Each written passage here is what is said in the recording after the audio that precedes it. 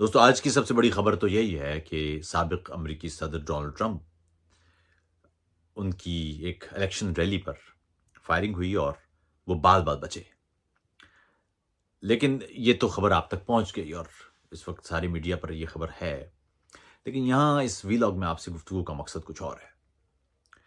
اس خبر کے بعد جو تبصرے تھے وہ افسوسناک حد تک برے تھے. پاکستان میں کئی پڑھے لکھے لوگ، یقین کیجئے کہ میں ان کے تبصرے پڑھ کے میں حیران رہ گیا. لیکن جب جانچ کی تو معلوم ہوا کہ سب اصل میں ایک رجحان ہے. پوری دنیا میں اس وقت یہ رجحان ہے، ایک بد تہذیبی، ایک پھکڑ پن، ایک نفرت انگیزی، ایک لہر چلی ہوئی ہے، ہوا چلی ہوئی ہے اور ہر شخص اس میں بہہ رہا ہے. بات یہ ہے کہ ابھی میں جو کئی میمز دیکھ رہا تھا، کئی تصاویر، کئی جملے بازیاں ٹویٹر پر بھی اور دیگر جگہوں پر بھی دیکھ رہا تھا، وہ یہ کہ جی خود سے ہی کروا لیا ہوگا. یہ فوراً ابھی بلکہ مجھے ایک دوست سے گفتگو کا موقع ملا، اچھے خاصے پڑھے لکھے آدمی ہیں، برطانیہ میں رہتے ہیں. انہوں نے کہا جی کہ یہ خود سے ہی ہوا ہوگا. لیکن معاملہ یہ ہے کہ کان پر گولی لگی ایک بندے کے، ٹھیک ہے، 2 سینٹی میٹر اس طرف ہونا تو جان چلی جاتی ہے ایک شخص کی. سو خدا کا واسطہ ہے کہ ان ایسے جملے بازیوں سے گریز کیا کیجیے. دوسری بات یہ ہے کہ ایسے معاملات میں بہتر ہوتا ہے کہ نتائج یا تفتیش، اس کے نتائج، اس کا انتظار کیا جائے، اسپیکولیٹ نہ کیا جائے، افواہ نہ پھیلائی جائے. یاد رکھیے گا، جھوٹ یہ بھی ہے کہ آپ کوئی بات سنیں اور تحقیق کے بغیر اسے آگے بڑھا دیں. یہ تو روز کام کر رہے ہوتے ہیں.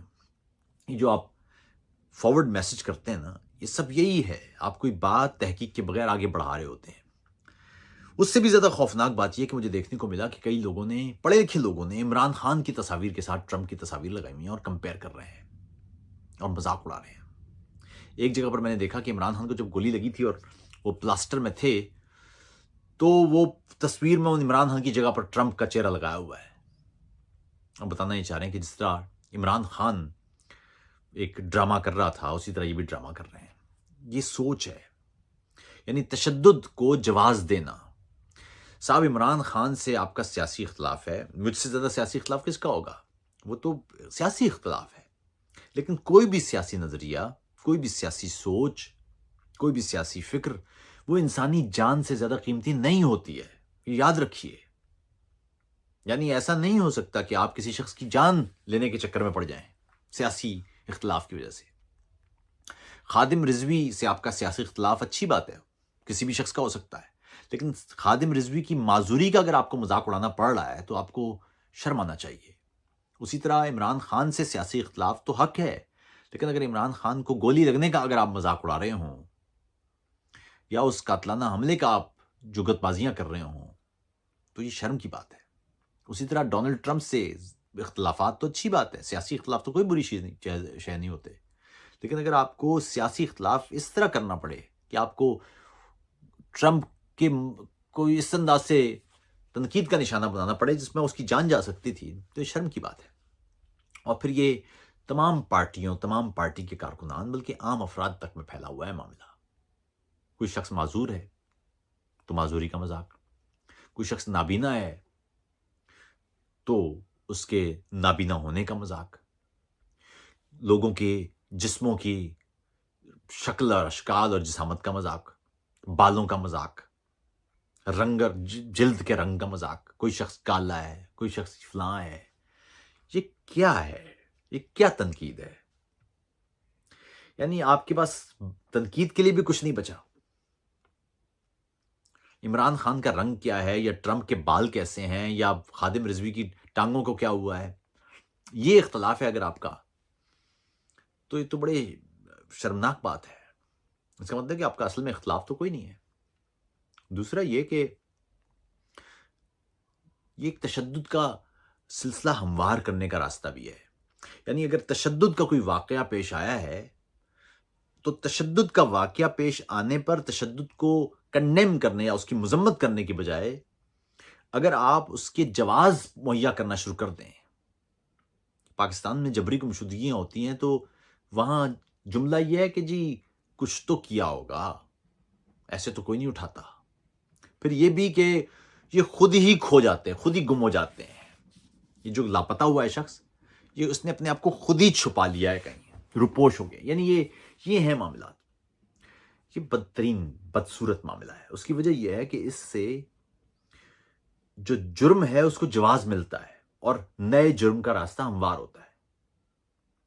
انتہائی افسوسناک بات ہے کہ ڈونلڈ ٹرمپ کو اس انداز کی ایک غلیظ اور بزدلانہ کارروائی کا سامنا کرنا پڑا.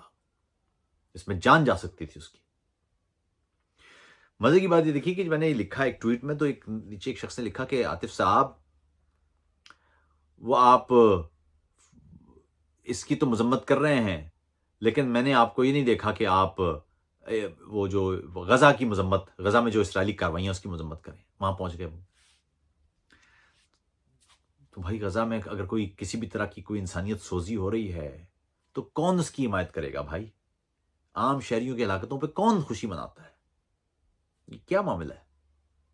کیوں آپ کو لگتا ہے کہ ایک تشدد کی بات ہوتی ہے تو آپ ایک دوسرے تشدد کی بات لے آتے ہیں, دوسرے تشدد پہ بات کرتے ہیں تو تیسرے تشدد پہ لے آتے ہیں کہ وہاں بھی تو ہے, ایسا ہو رہا ہے, فلاں بھی تو ایسی جگہ ہوتا ہے. کیوں ہے یہ ایسا؟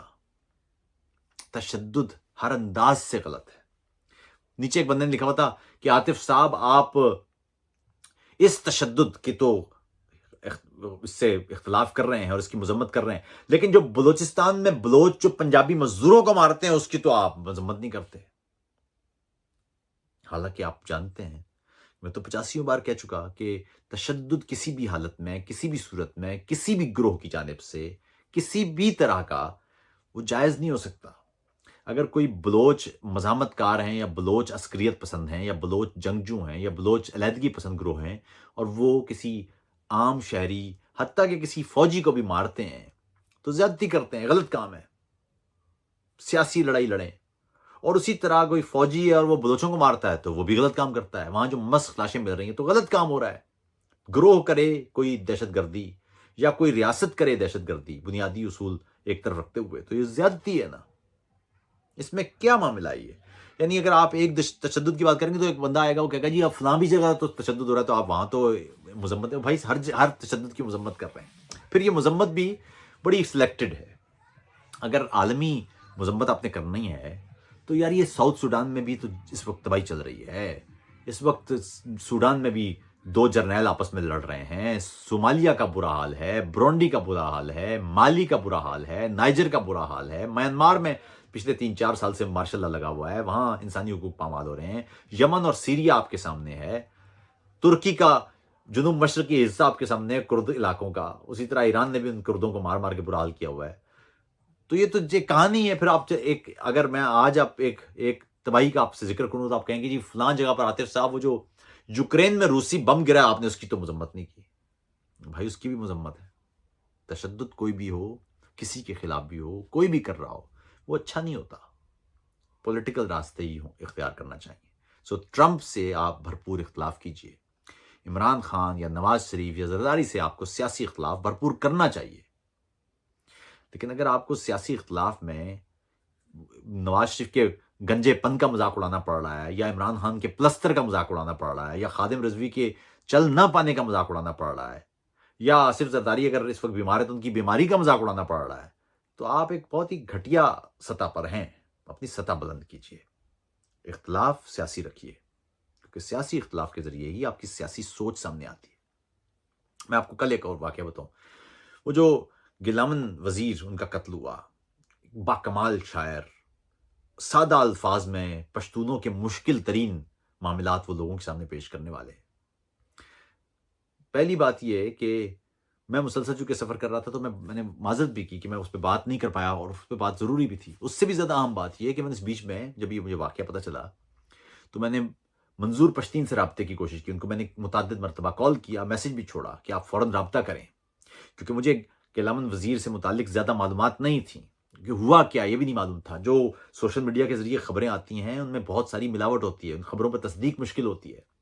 تو میں نے سوچا کہ منظور پشتین سے یا پی ٹی ایم کے کسی لیڈر سے بات کی جائے, پی ٹی ایم سے متعلق تو, یا بلکہ بلوچوں سے متعلق بھی, یا سرائکیوں سے متعلق بھی, یا سندھ یا پنجاب یا کسی بھی علاقے میں جو انسانی حقوق کا معاملہ ہوتا ہے. تو یہ تو نہیں ہوتا کہ میں نے اس پہ بات نہ کی ہو یا بات کرنے سے میں کترا رہا ہوں.